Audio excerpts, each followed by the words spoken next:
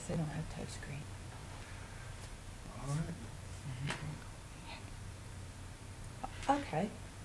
Lewis, welcome. I'm glad that you came. Thank you, Ms. Green. I appreciate that you thinking about us when you were looking for a job. Tell me a little bit about yourself. I served 22 years in the U.S. Navy. Recently retired.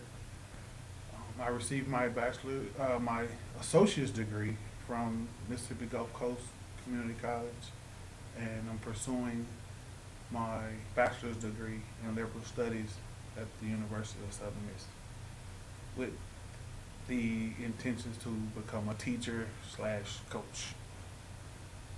Okay. Well, why are you interested in working at Columbia High School? Because the number of students I feel, is getting pushed away. You know, a lot of them only feel that they can go to college because of their sports. And I want to show them otherwise. And I feel that it's a good place to start. If I can catch them early, ninth grade year, and build, that'll be wonderful. And it's a small school, small environment. I get a lot more one-on-one time with the students. So that's what motivates me, to be able to give them options. And I feel that this will be the best fit for me, because there's not a lot of male teachers that are out there. And I want to be one of the ones to make a difference with my background and what I can bring to the table. Okay. So what can you offer that someone else cannot offer? Military experience, athletic experience, and I grew up on the wrong side of the tracks. So I can relate more on a personal level and on a struggle level to where they're coming from. I can relate to the problems and the struggles they're having at home, and I can show them and guide them and give them another way. And you have a lot of people that can do that, but what sets me apart from other people is that a lot of the kids know me. They know my family. They know where I come from. And for them to see me, I made it out. I was successful. Now I'm coming back to help. And I feel that gives me an edge as far as how to deal with children. Yeah. Okay. How would you deal with an angry or irate student? We would have a conversation. First, I would want to know, why are you angry? What if it's another student?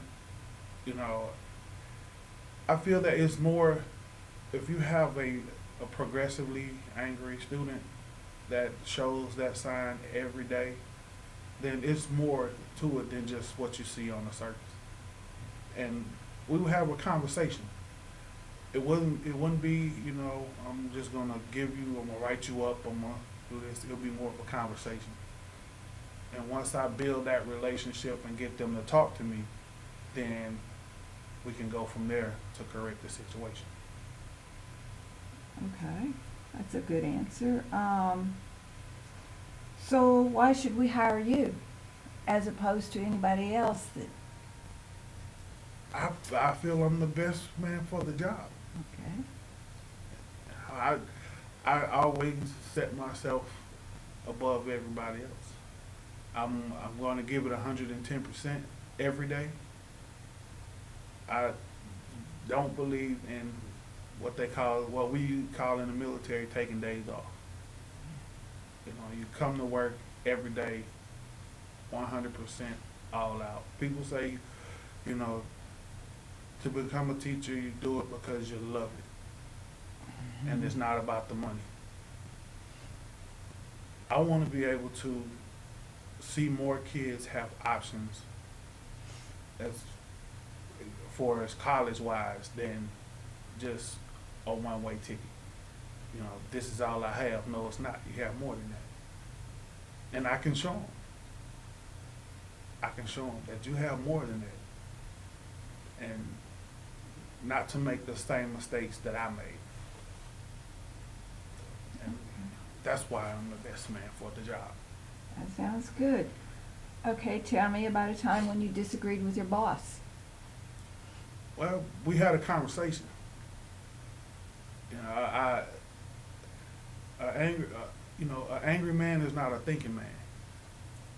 So I like to have conversations. If we having a conflict about something, I want to have a conversation and we can hash it out like grown men do.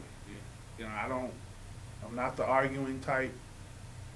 I give you my point of view, I take your point of view, we meet somewhere in the middle and we keep on going.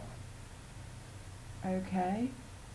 So what do you consider that your weaknesses are, and how do you compensate for them? I won't necessarily call them weaknesses, but some things I would have to work on is to show them that, okay, it's not a life or death situation. You can make mistakes and you can correct them. That's one of the struggles coming from military to civilian life, because it's always fast-paced. If you miss something, you mess up something, someone gets hurt. Mm-hmm. So my patience is there, but I have to understand I'm dealing with children and not adults. Okay. And so, tell me about an accomplishment that you're most proud of. One of the accomplishments I'm most proud of is actually getting my expeditionary warfare pin. Okay. 6 months of a lot of material, and being able to get that was an accomplishment, because it usually takes 18 months and I did it in 6. Wow.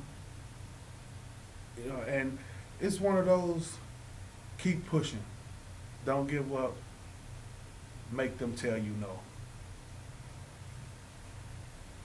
Okay, tell me about a time you made a mistake. Mistakes are constant. You're gonna make mistakes. We're human. The mistakes that I've made came from not being prepared. And